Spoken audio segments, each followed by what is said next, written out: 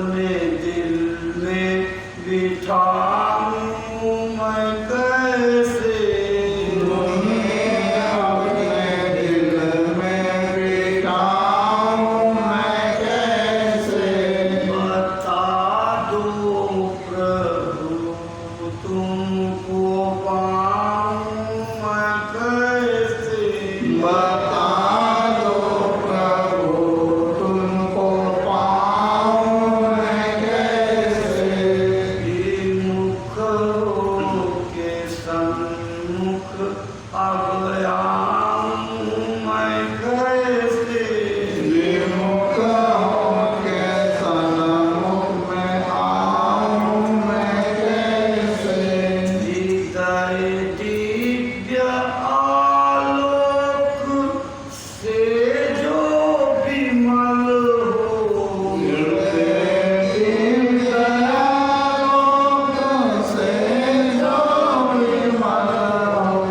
विनय किस तरह की सुनाऊं मैं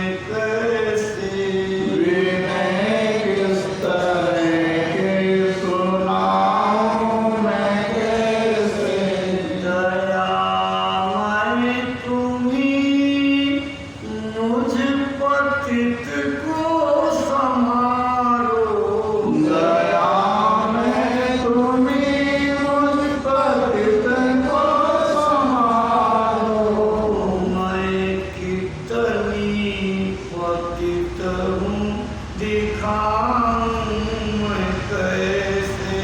मैं कितनी पतित हूँ दिखाऊं मैं कैसे,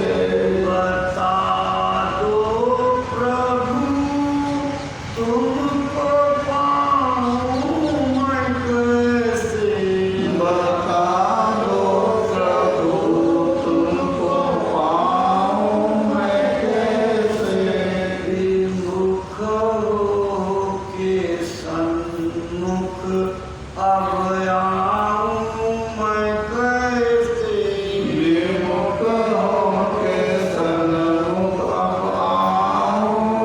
कैसे, जय गुरुदेव,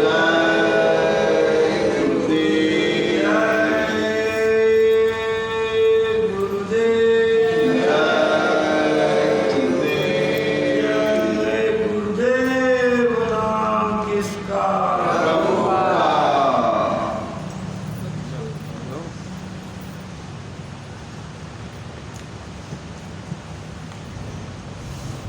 दया निधान समर्थ सतगुरु हम सबके प्राणाधार परम पूज्य स्वामी जी महाराज के पावन चरण कमलों में अनंतों अनंत प्रणाम। गुरु महाराज की दया कृपा के आधार हमारी संगत रूपी बाण के रखवाले संस्था प्रमुख पूज्य महाराज जी को कोटि नमन। संस्था के वरिष्ठ सम्माननीय पदाधिकारी सदस्यगण, आप सभी परमार्थी साथियों, माताओं बहनों, धर्म प्राण सज्जनों, सबको सादर हार्दिक जय गुरुदेव।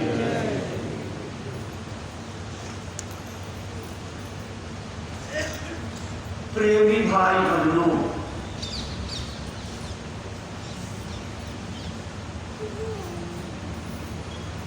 हमारा देश धार्मिक देश है। सदा से ऋषि मुनि महात्माओं का, उनकी समृद्ध परंपरा का देश रहा है। सारे भूमंडल को मार्गदर्शन देने यानी रास्ता दिखाने का काम अगर किसी ने किया तो वो भारत भूमि है। क्योंकि भारत के अंदर अन्य विद्याओं के साथ अध्यात्म ज्ञान की जो विद्या है ये सर्वोपरि विद्या है।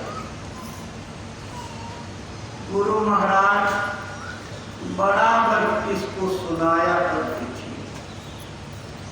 आज उसी बात को पूज्य महाराज जी अपने सत्संग में संकेत करते हैं। जहां इस संसार की सारी विद्याओं का अंत हो जाता, उसी के सिर की चोटी से आत्मा और परमात्मा के इस अध्यात्म ज्ञान की शुरुआत होती है। और इस अध्यात्मवाद का निचोड़ क्या है? भगवान का भजन, हरि का भजन। इस हरि भजन को लेकर के हमारे देश में अनेक प्रकार की भ्रांतियां हैं।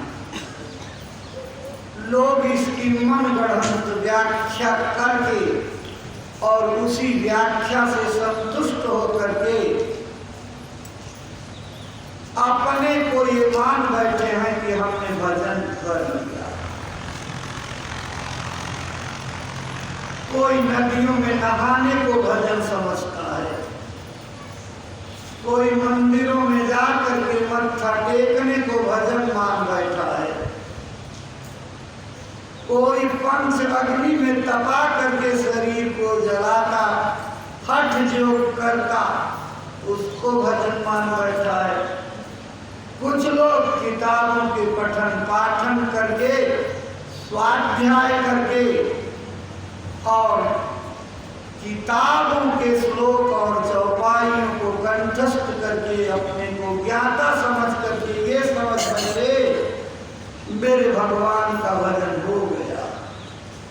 कुछ लोग ढपली, ढोल, मजीरा, मृदंग, शंख, नगाड़े बजा करके कीर्तन करते और मान बैठे हमने भगवान का भजन कर लिया। आए प्रेमी भाई बहनों, भजन तो संसार में निचोड़ है। ये मानव शरीर भगवान को भजने के लिए, भगवान को पाने के लिए उसमें जीते जी मिल करके उसी का रूप होने के लिए दिया गया था। लेकिन हम भगवान के भजन की वास्तविकता को आज तक नहीं समझ पाए। जिस चीज को अंदर प्रवेश कराना था उसको बाहर फेंक दिया और जिसको शरीर से बाहर निकालना था उसको अंदर बैठा दिया। अभी दीपावली के बाद 11-12 दिन पर एकादशी आती, बड़ा महत्व है उसका। ये माताएं गांव की जो हैं वो सूप को ले करके और गन्ने के डंडे से, सब जगह अलग अलग परंपरा है, पीट पीट करके क्या कहते हैं, ऐश्वर्य बैठो और दरिद्र निकलो, यानी सुख संपन्नता हमारे घर में आवे और दरिद्रता निकट जाए। क्यों? कहा गया है न ही दरिद्र सम दुख जगमाही, दरिद्रता के समान कोई दुख नहीं है। इसलिए सब उस मालिक से प्रार्थना करते कि मेरी दरिद्रता पर कृपा करके इसको बाहर निकाल दीजिए और सुख संपदा को मेरे अंदर। लेकिन ये सुख संपदा आएगी कैसे? ये तो आएगी भगवान के भजन से। कैसे भगवान के भजन से आएगी? कहा गया है, गोस्वामी जी ने एक दोहे में बहुत बड़ी बात इसी को समझाने की कोशिश की है। अंधेरी रात में चंद्रमा अपनी 16 कलाओं के साथ उदित हो जाए। जितने नक्षत्र तारा मंडल छिपे हुए प्रकट, ये सब एक साथ आसमान में उड़ जाएं, और जितने पर्वत जंगल देश के अंदर, विश्व के अंदर, सबको आग लगा करके जला दिया जाए, यानी भभक करके तेज लपटों से सब जलने लगे। लेकिन इतना जतन करने के बाद छाई हुई अंधेरी रात्रि तब तक नहीं जा सकती है जब तक कि सूरज नहीं निकलेगा। राकापति खोडस कुएं उदगन कुएं समुदाय सकल गिरिन दौड़ाइए रवि बिनु रात जाए। जिस तरह से इतना जतन करने के बाद बिना सूरज के निकले रात्रि का अंधेरा नहीं खत्म होगा, ऐसे ही बिनु हरि भजन खगेसा मिटहि न जीवन केर कदेसा। ठीक इसी तरह से बिना भगवान का भजन किए जीवों के कष्ट और क्लेश नहीं जाने लगे। तो अगर सुख संपन्नता चाहते हो, दुख दारिद्र मिटाना चाहते हो, धन धान्य से अपने और देश को भरपूर करना चाहते हो, तो भजन करो और कराओ। इसी का अभियान छेड़ दो, इसी की रफ्तार चला दो, इसी क्रांति को ला करके खड़ा कर दो। देश सुख शांति से, अमन चैन से भरपूर हो जाएगा। अपने भी शांति पा जाओगे, दुनिया भी शांति पा जाएगी। लेकिन भगवान के भजन के बारे में जो भ्रांतियां हैं उसको सबके दिल से निकालना पड़ेगा। कोई कहता है कि राम राम की माला कर लेंगे तो भजन राम भजन हो जाएगा। कोई कहता है कि हरि हरि का जाप करेंगे हरि भजन हो जाएगा। कोई कहता शंकर शंकर की माला फेर लेंगे, ओम नमः शिवाय का मंत्र जाप कर लेंगे तो मेरा भजन हो जाएगा। ये तो प्रेमियों 3 प्रकार के भजन हो गए।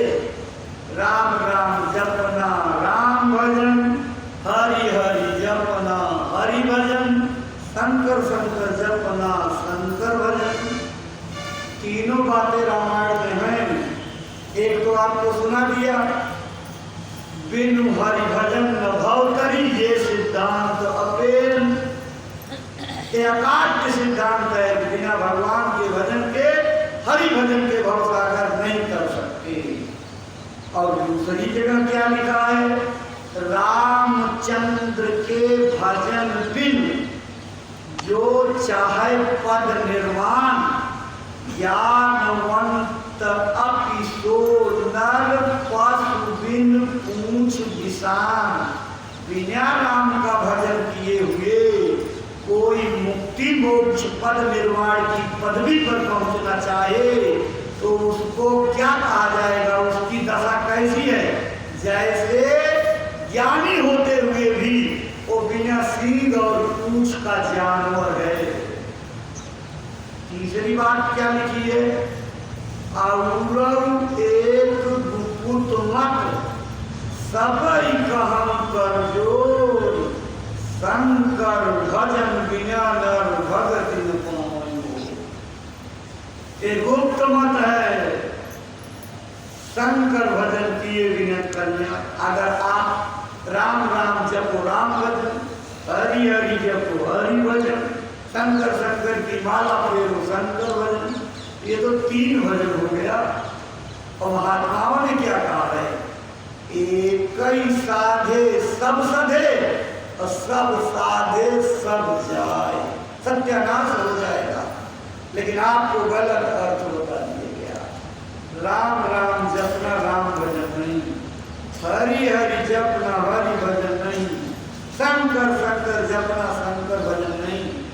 तात्पर्य क्या है इसका, राम जब इस मृत्यु लोक में आए थे उन्होंने भी अपनी मुक्ति मोक्ष के लिए भजन किया था, गुरु के पास गए थे, गुरु से शिक्षा लिया था, गुरु के बताए मार्ग पर उन्होंने उस समय जो पद्धति प्रचलित थी, ज्ञान की, योग की साधना की थी, वो राम भजन।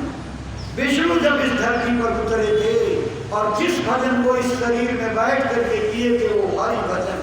शंकर इस मृत्यु लोक में जब आए थे अपनी मुक्ति और मोक्ष के लिए जिस भजन को किया वो है शंकर भजन।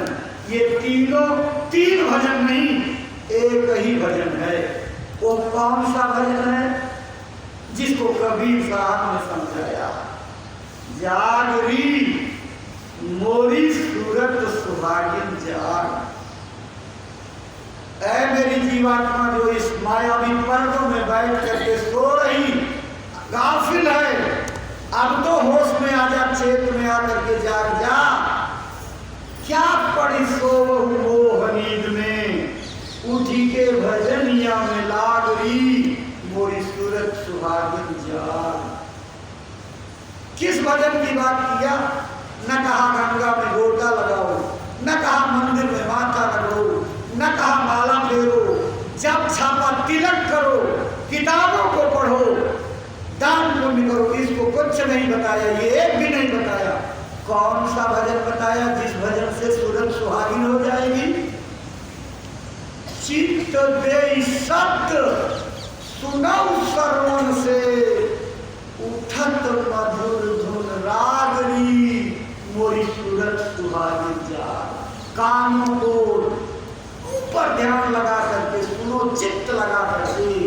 इसी शरीर के अंदर, तुम्हारे इसी देव दुर्लभ मानव तन के अंदर अखंड कीर्तन आकाशवाणियों का हो रहा है।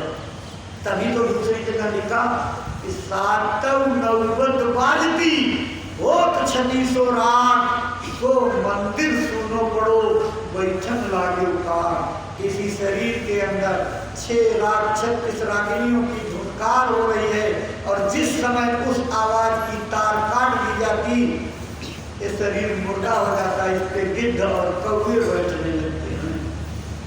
भाई बहनों, इस भजन का महत्व इसी शरीर में उतरने वाली आकाशवाणियों से है, जो कभी टूटती नहीं। माता के गर्भ में जीवात्मा डाली जाती, तब से ये घनन घनन घनन घनन बजना शुरू होती और मौत की घड़ी तक लगातार बजती, कभी टूटती नहीं है। इसी को भजन कहते हैं। भजन का शाब्दिक अर्थ है भज धन्ना। जो भज न सके, भजना मतलब टूट न सके। जैसे आप जाते हो तो हमारी रुपया भजा दीजिए, यानी रुपये को 58, 54 में या 100 रुपये को 50, 20, 10 में आप इसको बांट दीजिए, खंडित कर दीजिए, भजा दीजिए। लेकिन जो भज न सके उसको कहते हैं भजन। वो क्या है? भजन तेल की धार साधना अमृत लस। प्रेमी भाई बहनों, वो भजन की तेल की धार की तरह से इसी शरीर में अनवरत उतरती है। गुरु महाराज बताते थे, पूज्य महाराज अपने सत्संग में सुनाते हैं। महाराज जी क्या बताते हैं? इसी शरीर के अंदर कुदरती काबा है, ये भगवान का बनाया हुआ मंदिर, मस्जिद, चर्च, गुरुद्वारा है। इसी के अंदर इस कुदरती काबे की तू मेहराब में सुन गौर से, आ रही धूल से सदा तेरे बुलाने के लिए। इस मंदिर के अंदर उस मालिक के लोग से अनहद वाणियों की गुंजार लगातार तुमको बुलाने के लिए उतर रही है। लेकिन हम गाफिल होकर के क्या काम कर रहे हैं? क्या काम कर रहे हैं? नकली मंदिरों मस्जिदों में जाए सदा अफसोस है, और कुदरती मस्जिद का साकिन दुख उठाने के लिए हम नकली हाथ के दुनिया में बनाए हुए मंदिर और मस्जिदों में भटक रहे हैं। जो असली परमात्मा का मंदिर, इसमें बैठने वाला साकिन माने निवासी होता है, बैठने वाली जीवात्मा आप दुख में भेजने की जतन कर रहे हो। जो कर्म करते हो इसी की बदौलत जीवात्मा को नर्क और 84 में जाना पड़ता है। इसलिए भजन करो। भजन भजन का दूसरा तात्पर्य और है। भज एक संस्कृत में धातु है। भज का मतलब होता है भागो, भागना। भज का मतलब भागो, इस दुनिया से भाग चलो। महात्माओं ने लिखा है भाग जागा जो ये शरीर मिल गया, भाग जागा भाग चल दे हरि भजन की ओर प्यारे, मिल गए सतगुरु सहारे ठंडबंदी छोड़ प्यारे। तुम्हारी इस हथकड़ी बेड़ी को काटने वाले बंदी छोड़ सतगुरु मिल गए तो भजन की ओर भागो। यही भागने की बात कबीर ने भी लिखा है। क्या कहा है?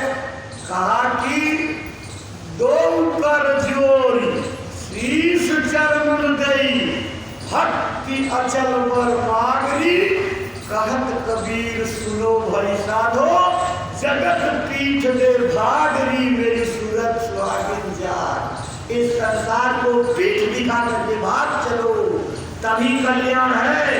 इस दुनिया में अगर रम गए, इस संसार में अगर आप मशगूल हो गए तो कचड़े में पड़ जाओगे।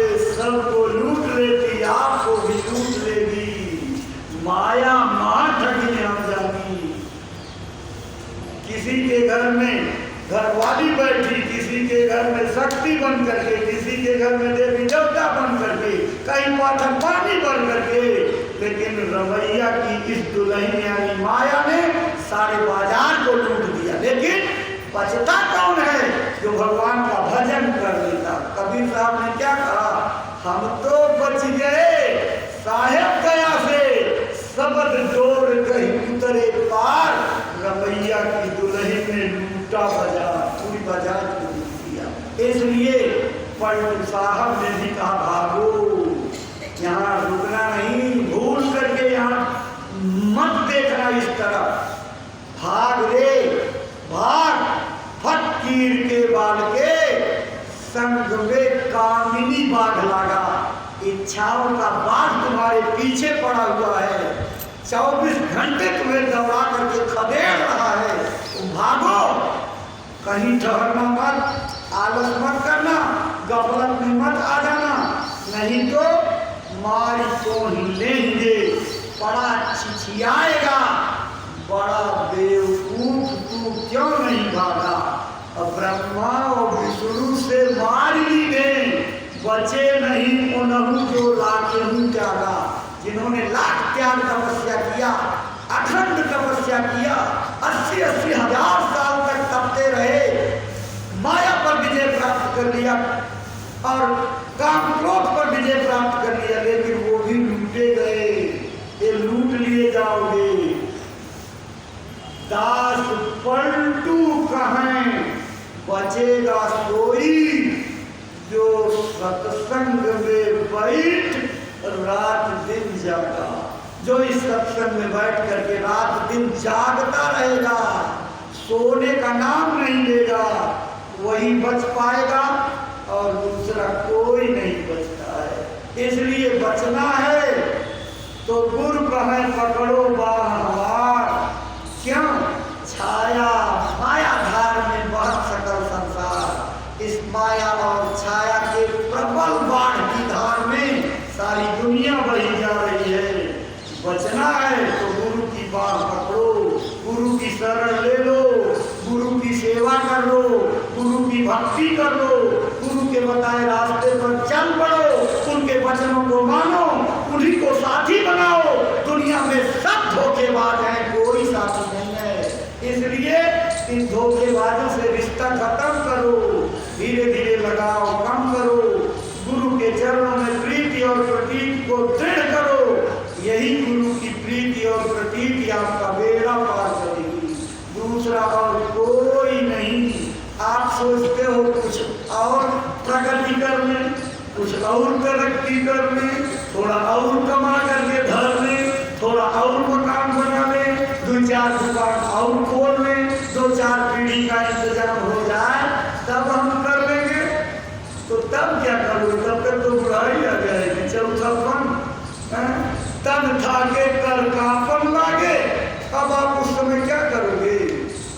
तब कुछ नहीं होगा। अभी कर लो, गुरु महाराज एक बार बताया करते थे, एक नदी के किनारे एक फकीर बैठा हुआ और लहर को देख रहा। बहुत लोग आए, नदी पार करके चले जा रहे थे। एक आदमी ने देखा कि बाबा यहाँ बैठा, लिए डंडा लगता है इसको आगे जाना, लेकिन क्या कर रहा। तो हाथ जोड़ के पूछा, महाराज जी बात समझ में नहीं आ रही है, आप बहुत देर से यहाँ बैठे हो, कोई मतलब है? कहें मैं इंतजार कर रहा हूँ। किस बात का? कहें पूरी नदी बह जाए तब मैं नदी पार करूँ। तो कहा आप कितनी बड़ी मूर्खता कर रहे हैं। कहें भाई कैसी मूर्खता? कहें ये नदी कभी खत्म होगी? ये नदी बहती रहेगी, सदा से बहती आई बहती चली जाएगी, ये नदी खत्म नहीं होगी, ये बहती रहेगी। अगर आपको पार करना है तो इसी बहती नदी में पार करना पड़ेगा। तो कहें यही बात तो मैं दुनिया को समझाना चाहता हूँ कि तुम कहते हो कि थोड़ा और रह लूँ, थोड़ा और मौज लूट लूँ, थोड़ा और रस ले लूँ, थोड़ा दुनिया का आनंद और ले लूँ। तो ये दुनिया ऐसे ही रस लेती देती रहेगी, इच्छाएं बढ़ती रहेगी। इच्छाओं की सूची कोई छोटी नहीं है, बहुत बड़ी है। एक खत्म होगी दूसरी आ जाएगी, ये खत्म नहीं होगी। अगर पार चलना है तो इसी के बीच में यही मंच है। इसी मंच से सन 1982 की बात होगी। गुरु महाराज एक काफिला लेकर के जा रहे थे, 92 की बात है। काफिला लेकर के जा रहे थे और कुछ लोगों को किसी विशेष काम में भेज रहे थे। दो अलग अलग धारणाएं थी। गुरु महाराज ने इसी मंत्र से कहा था, प्रेमियों अगर तुम्हारे दिमाग में ये सवाल हो कि जब सतयुग आ जाएगा तब हम भजन कर लेंगे, जब सब व्यवस्था अच्छी हो जाएगी तब हम भजन कर लेंगे, तो इस बात को क्यों नहीं सोचते हो? सतयुग के आते ही साधना कठिन हो जाएगी। इसी थमा चौकड़ी में, इसी कसम कस में, इसी भाग दौड़ में, इसी रफ्तार में जो कर लोगे वही तुम्हारे काम आएगा। इसलिए प्रेमी भाई बहनों, इंतजार इसका मत करो, अभी जो करना हो कर लीजिए, अभी घाट पर बैठ लीजिए। समय बहुत नाजुक आने जा रहा है। गुरु महाराज ने जिस भविष्य का संकेत किया वो अभी बहुत कुछ नहीं आया है। एकाध माने एकाध पैसे शुरू हुआ है। जितनी भयावह चर्चा अपनी भविष्य वाणियों में गुरु महाराज ने की है वो आपको अभी सामने हो सकता है, देखने को मिल जाए। क्योंकि महात्मा कभी जो है ये नहीं सोचते कि इनको जलती हुई आग में डाल दिया जाए, भस्म कर दिया जाए। अंतिम समय तक महात्मा लोगों को बचाने की कोशिश करते हैं और यही कारण था कि महात्माओं के लिखे हुए समय को समय के महात्माओं ने काट करके उस समय को आगे बढ़ा दिया। आपने शाह इनायत की भविष्यवाणी पढ़ी? उन्होंने लिखा था, ज्यों तू हरिनमुआ दियो है बुलाए,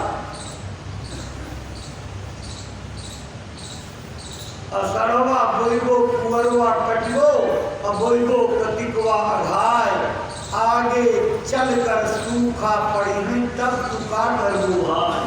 इसी तरह से लिखते लिखते बहुत कुछ लिखा है। साथे महिया गदर हुई हैं, ईमान कोई बिरले लाए, लड़े सब सहाना रियाया कोई न धीर धराए। चारों तरफ जो है अकाल मृत्यु फैल जाएगी। और आगे क्या लिखा है? ब्रह्म ज्ञान बाद नास्तिक हो गए और फिर जो है लोग हरि का भजन करेंगे। लेकिन ये जो संसार में कचरा फैला हुआ है, सन 1970 से लेकर के 80 तक गदरा सब साफ हो गया है।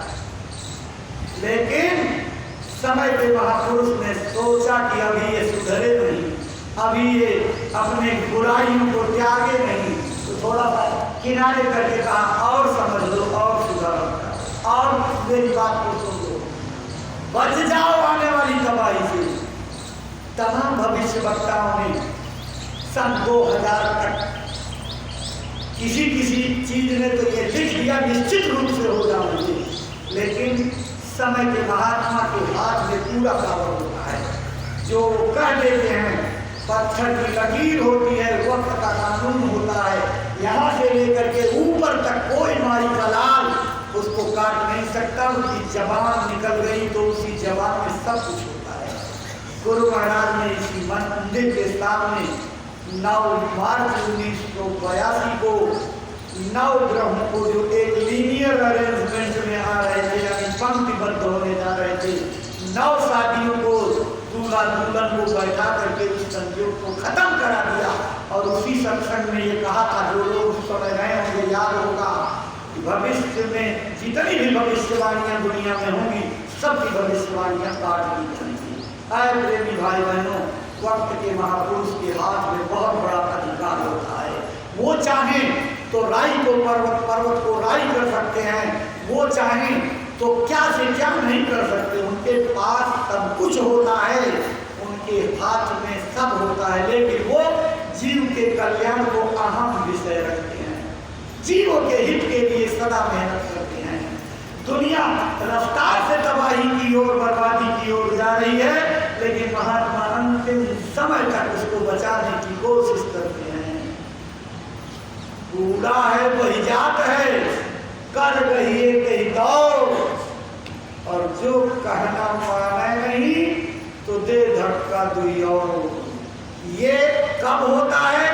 जब महात्मा समझाते समझाते चुप हो जाते हैं, और चुप्पी साध लेना तबाही का कारण बन जाता है। जब चुप हो जाते हैं तो बड़े बड़े महाभारत हो जाते हैं, बड़ी बड़ी क्रांतियां हो जाती हैं। इसलिए हमेशा फरियाद करनी चाहिए, महात्मा की आवाज लगती रहे, तबाही से बचे रहोगे।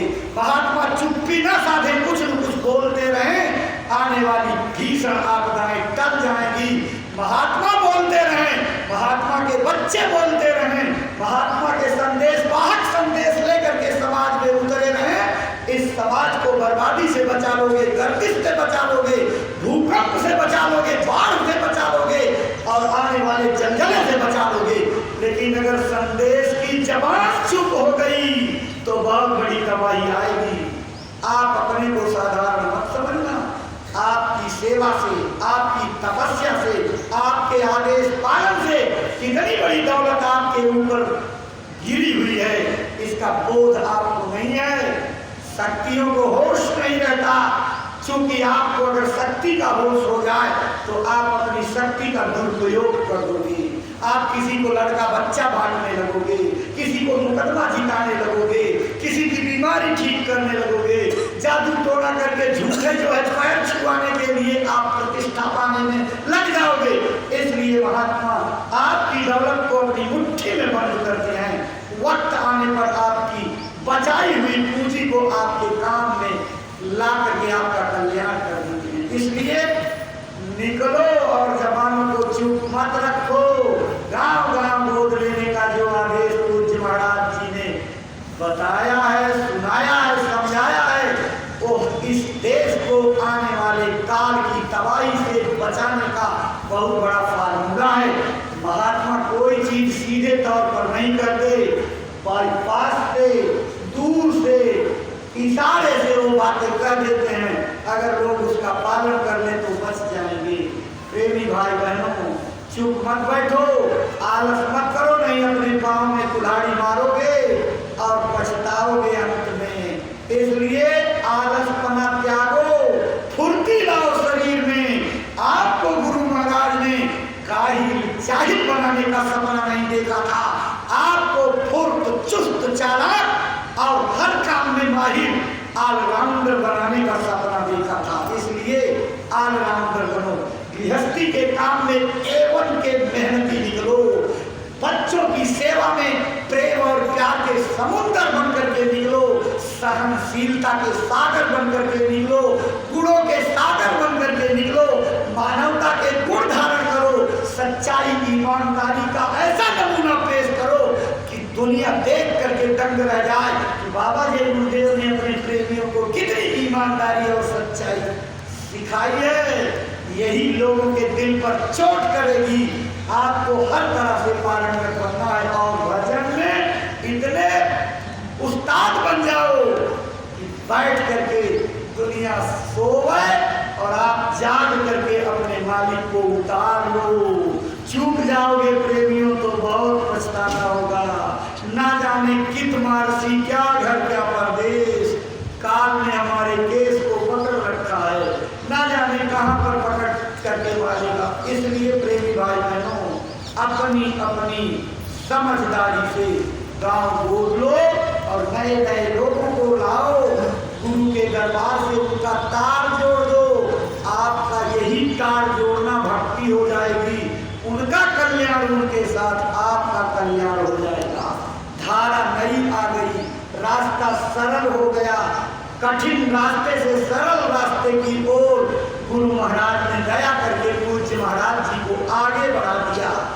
जो रास्ता कठिन था, आपके लिए मुश्किल था, नए लोगों के लिए आसान हो गया। और वो आसान रास्ता आज 8:30 बजे से पूज्य महाराज जी बताएंगे। लेकिन आप नए लोग जो अभी कम उस बात को समझ पाए हो, वो पुराने भी और आपके आसपास में जितने परिक्रमार्थी इधर उधर के लोग रुके हुए हैं, उनको इकट्ठा करके 8 बजे तक आप पहुंचा दीजिए कुटी में।